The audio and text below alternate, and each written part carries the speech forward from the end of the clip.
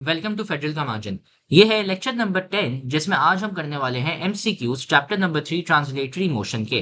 तो इससे पहले हमने पूरी थ्योरी पढ़ ली थी, सारे ये कर लिए थे और अब है ना हम एमसीक्यूज करने वाले हैं। अगर वो पुराने लेक्चर्स आपने नहीं देखे आप वो देख लें ताकि आपको समझ आ जाए कि यार इस चैप्टर में चल क्या रहा है, ताकि सवाल भी आपसे ना बहुत आसानी से हो जाए।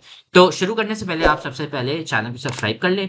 उसके अलावा अगर आप नोट्स चाहते हैं इस चैप्टर ये जो मैंने बनाए हुए हैं और ये वाले नोट्स अगर आप फ्री में चाहते हैं जो मैंने इस चैप्टर के बनाए हैं, तो अभी स्क्रीन पे जो व्हाट्सएप नंबर है उधर आप हमें मैसेज कर दें, हम आपको नोट्स, गेस्ट पेपर्स, पास पेपर सब चीजें फ्री में दे देंगे। उसके अलावा बाकी सारे सब्जेक्ट्स के भी और सारी क्लासेस के। उसके अलावा अगर आप ट्यूशन चाहते हैं क्लास 9, 10, 11, 12 और कोई से भी सब्जेक्ट्स के, bio, physics, chemistry, English, math, computer science, तो अभी जो स्क्रीन पे जो नंबर है आप हमें उधर मैसेज कर दें, हम आपको ट्यूशन दे देंगे। और जो बच्चे हमसे ट्यूशन लेते हैं उनके हमेशा 90% अबव ही मार्क्स आते हैं। तो अब शुरू करते हैं एमसीक्यूज की यार।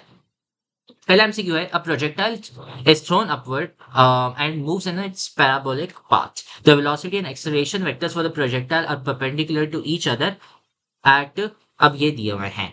तो अब यार सबसे पहले प्रोजेक्टाइल का हम डायग्राम बनाते हैं कि क्या क्या रहा है। पहले आपको डायग्राम हमेशा बनाना चाहिए। तो यार ये आपका बॉल आ गया यहाँ पे, ठीक है। ये मैंने यहाँ पे जमीन ले लेते हैं, ये रेड वाली लाइन, ये हमने बॉल को फेंका, ये ऐसे जाता है और पैराबोलिक पाथ बन गया ये। और यही है ना प्रोजेक्टाइल का, जैसे हमने बताया था शुरू में, यही पाथ होता है पैराबोलिक। ठीक है, अब यार ये कह रहा है कि वेलोसिटी और एक्सेलरेशन वेक्टर्स हैं वो एक दूसरे के परपेंडिकुलर कहाँ होते हैं। परपेंडिकुलर का सबसे पहले मतलब क्या होता है कि यार वो उन दोनों के बीच में है ना 90 डिग्री बनना चाहिए, वेक्टर आपका वेलोसिटी और एक्सेलरेशन का। तो थोड़ा जूम करते हैं। तो अब एक चीज मैंने आपको बताई थी कि यार प्रोजेक्टाइल मोशन होती है उसमें सिर्फ ग्रेविटेशनल आपकी फोर्स होती है, और जब आपका फोर्स होता है तो एक्सेलरेशन होती है। तो इसमें कौन सी फोर्स है, एक सिर्फ आपकी ग्रेविटी वाली है जो ऐसे यू एक्ट करी है नीचे। एक और कलर यूज कर लेते हैं, वहां पे आ नहीं रहा, ये वाला यूज कर लेते हैं। आपकी ग्रेविटी समझे ऐसे यू है, ठीक है, ये आपकी ग्रेविटेशनल फील्ड लाइन होगी। आपकी ग्रेविटी नीचे ही करती है, जैसे मैंने आपको बताया था ना ग्रेविटी आपको नीचे पुल करती है। तो यार आपकी जो बॉल है वो सिर्फ एक्सलेट कर रही है सिर्फ ग्रेविटी की वजह से, और एक्सेलरेशन आपकी हमेशा डाउनवर्ड्स होगी। ठीक है, तो ये ग्रेविटेशनल लाइन हमने हटा दी और हमें पता है कि यार हर पॉइंट पे आपकी जो ग्रेविटी जो है वो ऐसे यूं होने वाली है। तो अब परपेंडिकुलर के लिए यार हमने बताया कि 90 डिग्री बनना चाहिए। 90 डिग्री कब बनेगा, जब यार आपका ऐसे यू होगा या फिर आपका उसके उल्टे डायरेक्शन में लेफ्ट साइड पे होगा। तो ये देखें यहाँ पे 90 डिग्री बनना है और यहाँ पे भी 90 डिग्री बनना है। तो यार हमें एक ऐसा पॉइंट चाहिए कि जहाँ पे जो वेलोसिटी वेक्टर है ना आपका वो सीधा जाना चाहिए। तो यार इस पॉइंट पे हमें हमारी वेलोसिटी है वो ऐसे यू जा रही है और फिर ऐसे यू जा रही है और फिर ऐसे यू। मैंने आपको बताया था कि यार एक पॉइंट पे आता है कि बॉल है ना यहाँ पे मोमेंटरीली स्टॉप आ जाती है, कहाँ, जो हाईएस्ट पॉइंट होता है, क्योंकि वहां पे आपकी वेलोसिटी जो वर्टिकल वाई डायरेक्शन की है, वाई कंपोनेंट की, वो जीरो हो जाती है। वहां पे सिर्फ एक्स की है ना होती है, और एक्स डायरेक्शन में हमने पता है यार एक्सेलरेशन होती नहीं है। तो यार इस पॉइंट पे देखें, ये आपका सीधा है यहाँ पे और ये राइट टर्न पे जा रहा है, और यहाँ पे आपकी जो वेलोसिटी है वो ऐसे यू, वेलोसिटी जो एक्स कंपोनेंट है वो खाली इधर है, वाई वाला है नहीं, और ये आपका आ गया बाकी वो वाला कंपोनेंट एक्सेलरेशन वाला, वो ऐसे यूं एक्ट कर रहा है वर्टिकल डायरेक्शन में। तो यहाँ पे ये देखिए परपेंडिकुलर बन रहा है। ये कौन सा पॉइंट है, सबसे हाईएस्ट पॉइंट यहाँ पे।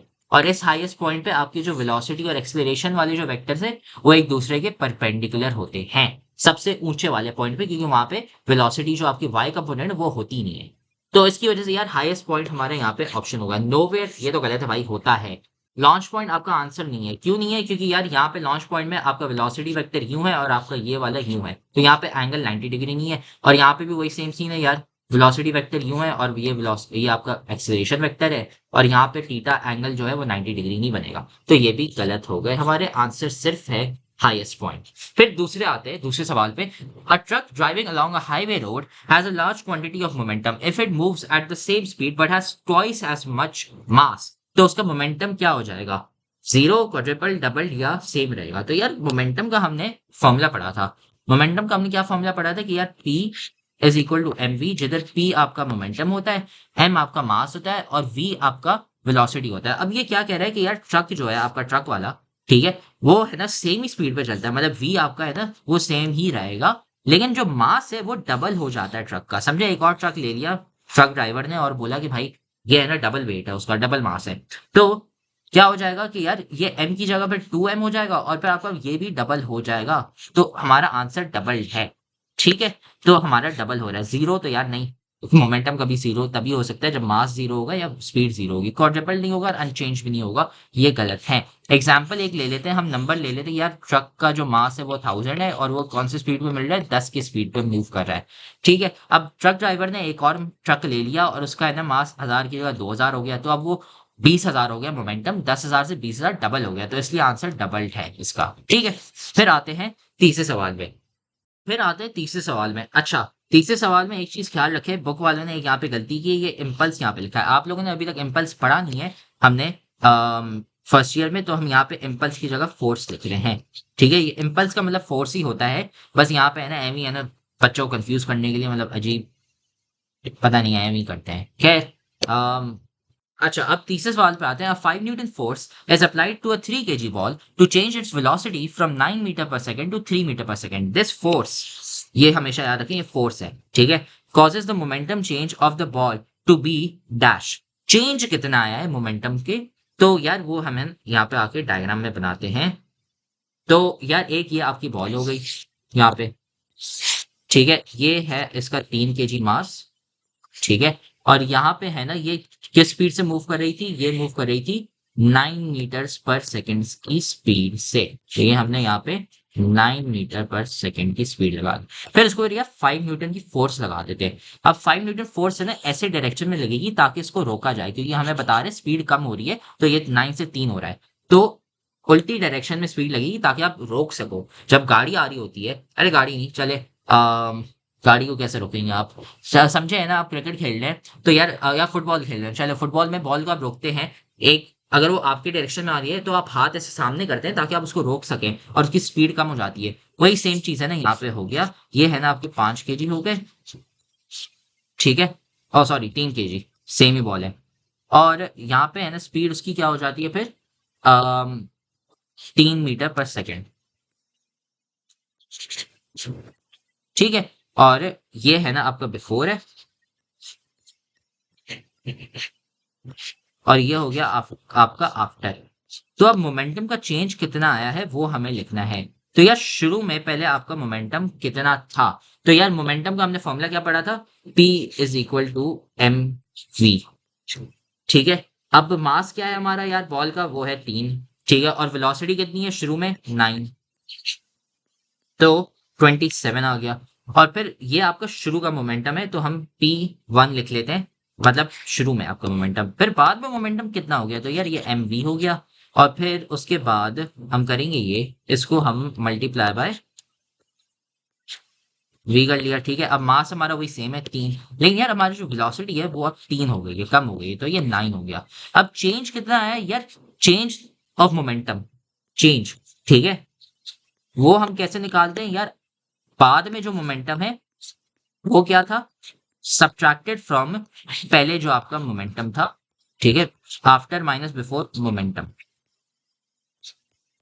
आप बोलोगे सर ये क्यों, तो यार समझे, मैंने आपको शुरू में 4 चॉकलेट दी और बोला कि ये शुरू में आपके पास चॉकलेट्स है, फिर उसके बाद आप 3 चॉकलेट खा लेते हो और कहते हो कि यार मेरे पास 1 चॉकलेट बची है, तो यार चेंज कितना आया, -3 का ना, क्योंकि आपने -3 चॉकलेट्स कम हो गई, वो आपने खा ली, तो वो कैसे किया, बाद में आपके पास कितनी चॉकलेट्स है उसको आपने सब्ट्रैक्ट कर लिया, या शुरू में कितनी चॉकलेट्स थी, तो इसमें भी वही सेम सीन है, मोमेंटम की जगह चॉकलेट्स की जगह मोमेंटम लगा दें यार, बाद में मेरे पास मोमेंटम कितना है 9, ठीक है, तो ये मैंने 9 लिख लिया, और शुरू में कितना था 27, तो मैं 27 सब्ट्रैक्ट कर देता हूँ, यहाँ पे आंसर आ जाता है -18 kg मीटर पर सेकेंड मोमेंटम, ये हमारा चेंज आया है मोमेंटम का, ठीक है, कैसे आया, after minus before momentum subtract करके, ठीक है, वैसे ही जैसे चॉकलेट्स का होता है। अब यहाँ पे -18 घूमते हैं, तो यार ये रहा आपका -18 आंसर, ठीक है, ये आपका है ना सही आंसर है, इसको हम ग्रीन से कर लेते हैं यहाँ पे, और ये है ना गलत, ठीक है, कैलकुलेशन भी हमने कर ली।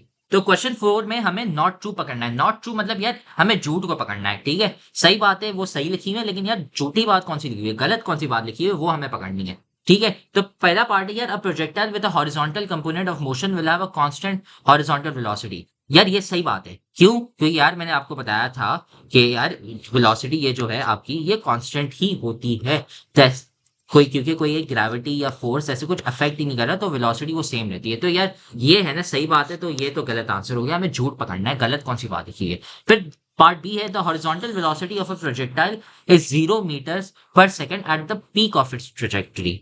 तो ये कह रहा है कि यार जो आपका ऊपर वाला पॉइंट है ना, ये वाला, आपकी हॉरिजॉन्टल वेलोसिटी 0 है। भाई गलत है, क्या हो गया यहाँ पे? वर्टिकल आपका वेलोसिटी होती है वो 0 हो जाती है, क्योंकि वहां पे ग्रेविटी और शुरू की वेलोसिटी वेक्टर वो इक्वल हो जाते हैं। लेकिन आपकी जो हॉरिजॉन्टल वेलोसिटी है वो 0 कभी नहीं रहती। मैंने आपको बताया था ना कि यार इस पॉइंट से लेके यहाँ तक आपकी बॉल जो है वो लेफ्ट से राइट जा रही है। वो कैसे जा रही है? क्योंकि यार हॉरिजॉन्टल वेलोसिटी, ये जो वेक्टर है ना, ये पड़ा हुआ है, उसकी वजह से लेफ्ट से राइट जा रही है, ये 0 नहीं होती। सिर्फ आपका वर्टिकल इस पॉइंट पे 0 हो जाता है, लेकिन एक्स वाला जो है वो 0 नहीं होता।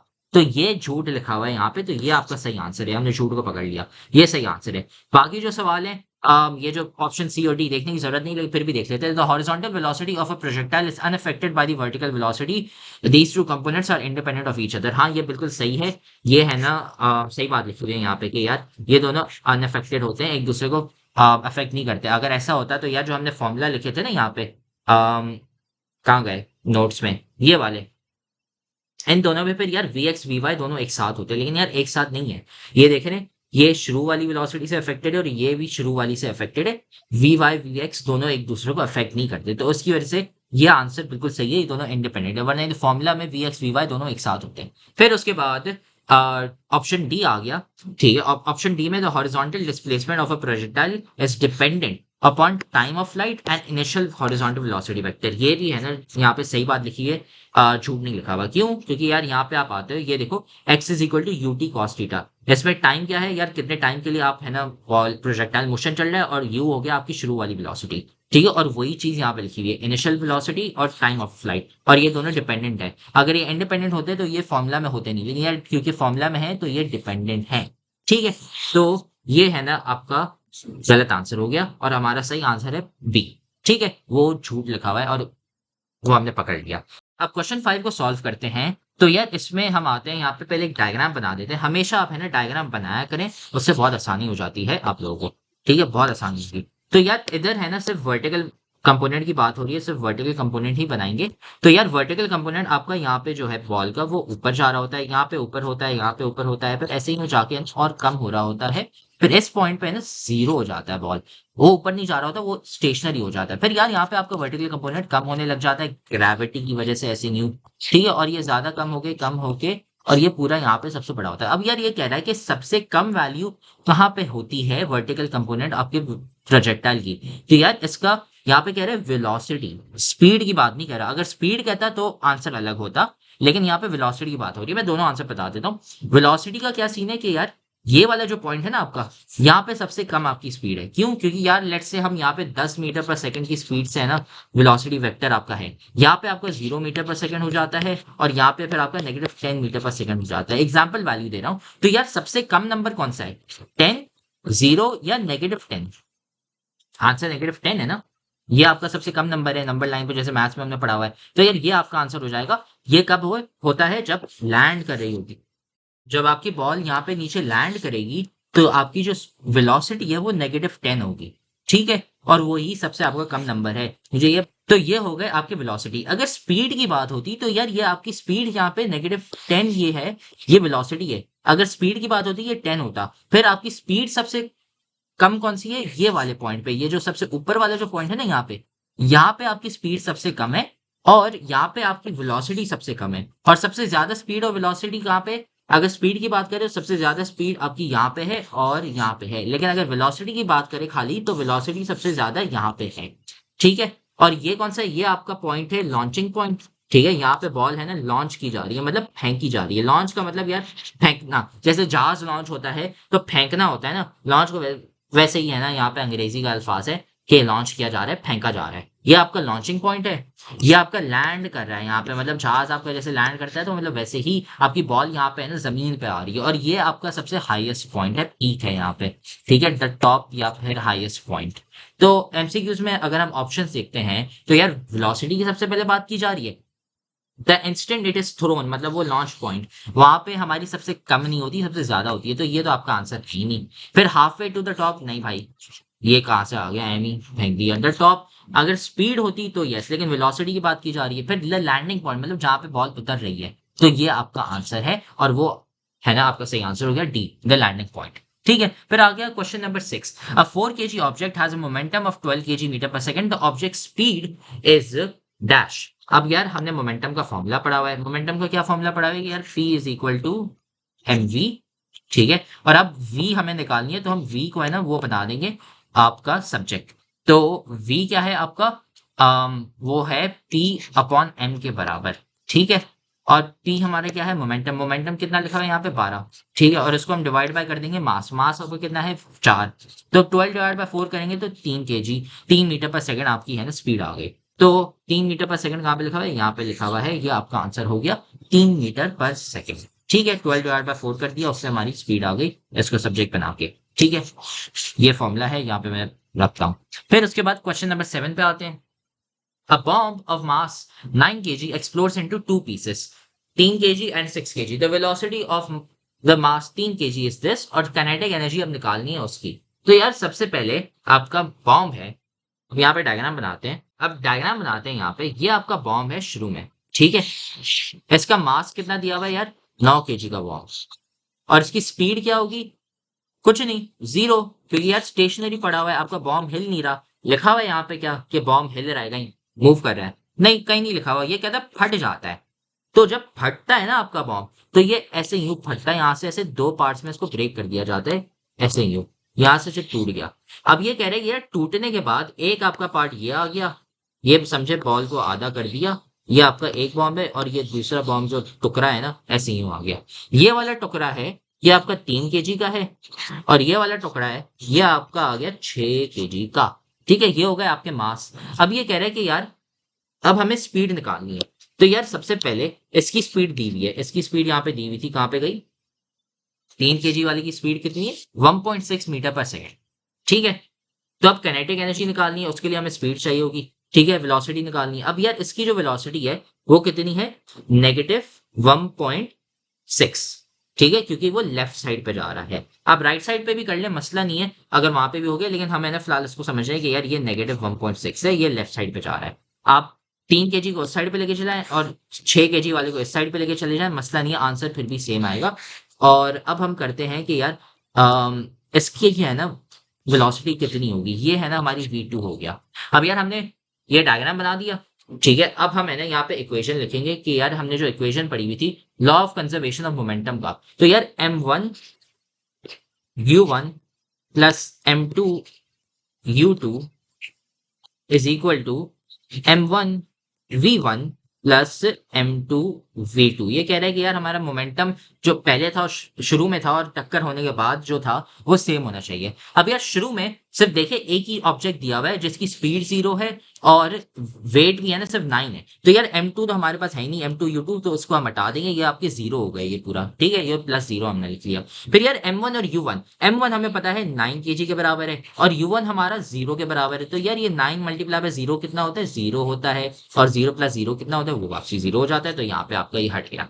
ये किसके बराबर होना चाहिए, m1 हम लेते हैं 3 kg को। ठीक है, तो ये हमारा 3 आ गया यहाँ पे। इसको मल्टीप्लाई बाय v1 करना है, v1 आपका क्या है -1.6, तो हमने -1.6 यहाँ पे लिख लिया, मल्टीप्लाई बाय -1.6। ठीक है, ये आ गया 3 मल्टीप्लाई बाय -1.6 प्लस m2 ये हो गया आपका 6 kg यहाँ पे, तो हम +6 करें और v2। अब हमें v2 निकालना है। अब इसकी इक्वेशन हम लिखते हैं यार, इसको हम दूसरे साइड पे लेके चले जाते हैं। v2 किसके बराबर हो जाता है, 3 टाइम्स -1.6 होता है -4.8, तो उसको हम दूसरे साइड पे लेके चले जाते हैं, ऐड कर लेते हैं, 4.8 आ गया यहाँ पे, और डिवाइडेड बाय हम इससे करेंगे।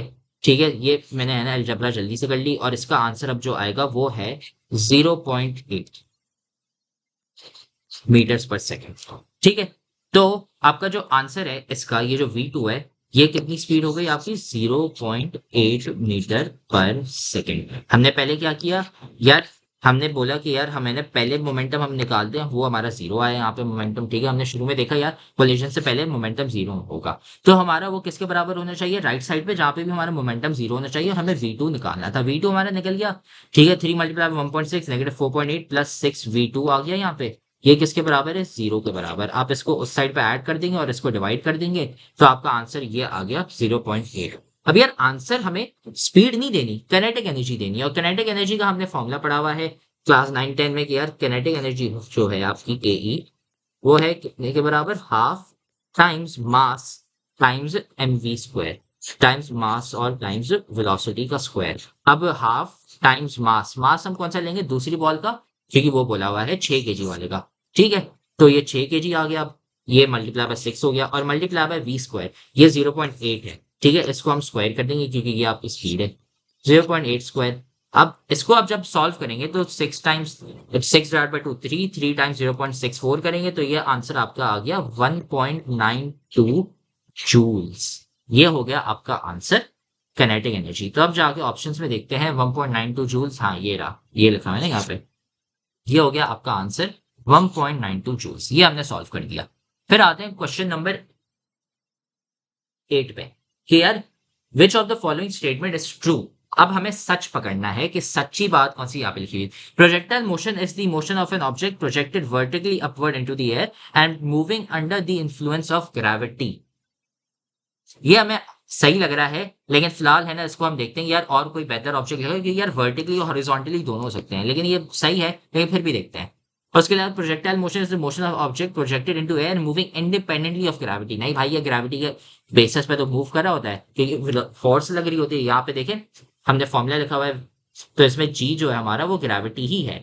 ठीक है, तो उसकी वजह से ये ग्रेविटी के इन्फ्लुएंस पे हो रहा है, ग्रेविटी उसको एक्सलेट करेगी और फॉर्मूला में ग्रेविटी आ रहा है, तो उसकी वजह से ये तो भाई झूठ है यहाँ पे, इसको तो हम कट कर देते हैं यहाँ पे। ठीक है, फिर आते हैं ऑप्शन सी में। ठीक है, projectile motion is the motion of an object projected into air and moving under the influence of gravity. ये सही बात है। यहाँ पे देखिए सिर्फ प्रोजेक्टेड वर्टिकली है, जरूरी नहीं है कि वर्टिकली हो, वो वर्टिकली हॉरिजॉन्टली या फिर डायगनली भी हो सकता है। इसकी वजह से यार ये जो है ना, यहाँ पे आधा सच लिखा हुआ है आधा झूठ लिखा हुआ है, और ये वाला जो पार्ट है ना ऑप्शन सी, ये पूरा सच है। इसलिए आप है ना हमेशा सारे ऑप्शंस पढ़ लिया करें, ऐसा नहीं है पहला ऑप्शन पढ़ लिया और बोला हाँ ये सही लग रहा है, अबे भाई आधा सच आधा झूठ लिखा हुआ है। आप आधा सच पहले लिखा हो, लेकिन पूरा सच होना चाहिए, और पूरा सच ऑप्शन सी मिलता है। फिर ऑप्शन डी भी पढ़ लेते हैं, projectile motion is the motion of an object projected horizontally. ये देखें वापसी वो आ गया, ये पूरा गलत लिखा हुआ है। हॉरिजॉन्टली और वर्टिकली नहीं होते, दोनों एक साथ हो सकते हैं, खाली भी हो सकते हैं, लेकिन वो फिर आधा सच है पूरा नहीं। फिर आते हैं हम क्वेश्चन नंबर ये 9 है, यहाँ पे यानी प्रिंटिंग एरर है, ये क्वेश्चन 9 है और नीचे भी ये क्वेश्चन नंबर 10 है। ठीक है, ये सॉल्व करते हैं। What is the force experience by a projectile after the initial force that launched it into the air in the absence of air resistance. तो यार प्रोजेक्टाइल मोशन में हमें पता है यार सिर्फ एक ही फोर्स होती है, कौन सी, ग्रेविटेशनल फोर्स, और कोई फोर्स होती नहीं है, ना एयर रेजिस्टेंस ऐसा कुछ नहीं। तो यार यहाँ पे हम ग्रेविटेशनल फोर्स, हमारा ऑप्शन सही हो गया। हमने ये पढ़ा हुआ है, इतनी दफा पढ़ लिया, अब तो रट जाना चाहिए। प्रोजेक्टाइल मोशन में सिर्फ ग्रेविटेशनल फोर्स ही होती है जो आपके बॉल को एक्सलरेट कर रही होती है नीचे की तरफ। ठीक है, फिर आते हैं क्वेश्चन नंबर 10 पे, आखिरी वाले सवाल पे। If a projectile is launched on level ground, what launch angle maximises the range of the projectile. ये हमने नोट्स में लिखा था और कैलकुलेशन भी हमने की थी कि यार 45 डिग्रीज पे मैक्सिमम होता है। ये हमने कहा लिखा था नोट्स में, यहाँ पे range is the greatest when object is thrown at 45 degree, और यहाँ पे भी 45 डिग्री आपका ऑप्शन हो गया। रेंज मतलब आपका जो एक्स डिस्टेंस है ना प्रोजेक्टाइल में, वो आपका मैक्सिमम कब हो। रेंज का मतलब क्या है, रेंज का क्या मतलब है कि यार ये बॉल है, इसको ऐसे ही फेंका, ये यहाँ तक आ गई, ये जो हॉरिजॉन्टल डिस्टेंस है ना ये आपका रेंज है। ये सबसे मैक्सिमम कब होता है, जब आपका 45 डिग्री आंसर होगा। ठीक है, और ये हमने लेक्चर्स में है ना ये डिराइव भी किया था और समझाया भी था यार ये कैसे होता है। ठीक है, वो वाला लेक्चर देख लें अगर आपको याद नहीं है। और उसके अलावा हमारे सारे एमसीक्यूज हो गए, ये सारे आंसर्स हो गए। तो अगर आपको समझ नहीं है आप लेक्चर वापसी देख लें, वरना नहीं तो आप यूट्यूब पे कमेंट कर लें, या फिर है ना हमें व्हाट्सएप पे मैसेज कर लें, हम आपको है ना वापसी समझा देंगे, मसला नहीं है। और उसके अलावा चैनल को सब्सक्राइब कर लें, वीडियो को लाइक कर लें। और अगर आप इस चैप्टर के नोट्स वापसी फ्री में चाहते हैं, पूरे ये सारे नोट्स फ्री में, और साथ में पास पेपर्स और गेस्ट पेपर सब चीजें फ्री में चाहते हैं, सारे सब्जेक्ट्स के और सारे चैप्टर्स के, तो अभी जो स्क्रीन पे जो नंबर है आप हमें उधर मैसेज कर दें, हम आपको नोट्स, पास पेपर्स, गेस्ट पेपर्स सब चीजें फ्री में दे देंगे। और उसके अलावा अगर आप ट्यूशन चाहते हैं क्लास 9, 10, 11, 12 कोई से भी सब्जेक्ट के, bio, physics, chemistry, English, math, computer science, तो अभी जो स्क्रीन पे जो नंबर है आप हमें मैसेज कर दें, हम आपको ट्यूशन दे देंगे। जो बच्चे हमसे ट्यूशन लेते हैं उनके हमेशा 90% अबव ही मार्क्स आते हैं। तो फिर अगले लेक्चर में फिर हम शॉर्ट क्वेश्चंस करते हैं।